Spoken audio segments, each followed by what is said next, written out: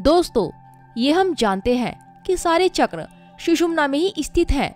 जब एक एक चक्र को भेदना शुरू करते हैं तो हमें उसके अपने रिजल्ट्स भी मिलने लगते हैं। हमें किसी से भी कुछ भी पूछने की जरूरत नहीं रहती है। ऐसे मानो कि किसी गुरु ने हमारा हाथ थाम रखा है, वो तुम्हें कहीं और फटकने ही नहीं देगा।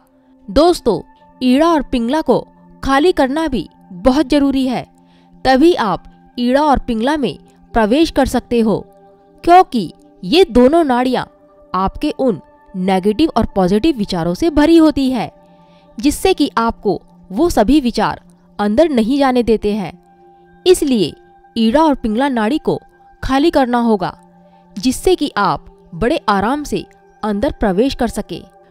तो दोस्तों, सबसे पहले आपको ईड़ा और पिंगला की शुद्धि करनी होगी। ये कैसे करना है, आइए मैं आपको समझाने की कोशिश करती हूँ। दोस्तों, ध्यान साधना में बैठने से पहले अपने शरीर को थकाना बहुत जरूरी है, जिससे कि आपको आलस ना आए।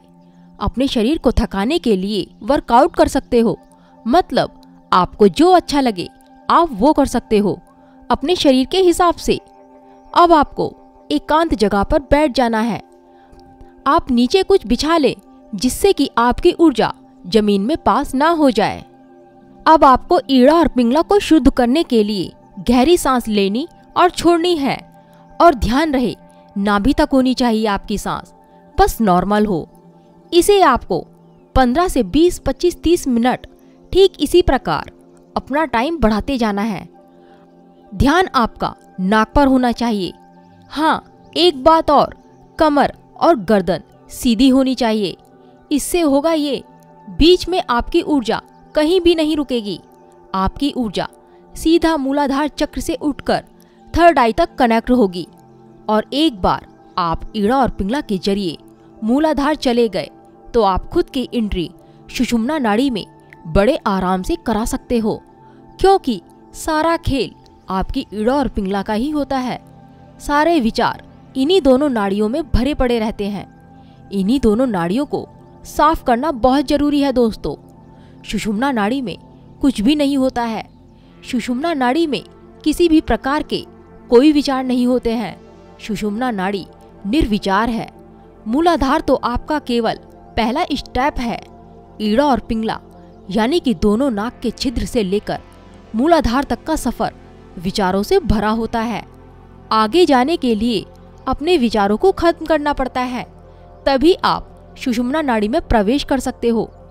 अगर आप सुषुम्ना नाड़ी में प्रवेश कर जाते हो तो आपको समय नहीं लगेगा अपने 6 चक्रों को एक्टिव करने में, क्योंकि सारे चक्र सुषुम्ना नाड़ी में ही होते हैं। आप इस सूक्ष्म शरीर को तभी फील कर पाओगे जब आप सुषुम्ना नाड़ी को जान जाओगे। आपको लोक प्रलोक का आभास भी सुषुम्ना के वजह से ही होगा, और भी बहुत सारी चीजें जिनको बताने के लिए मेरे पास शब्द नहीं है। ये तो आपको सुषुम्ना नाड़ी में जाकर ही पता चलेगा। सुषुम्ना नाड़ी वो रास्ता है जिसके जरिए आप आध्यात्म को जान सको।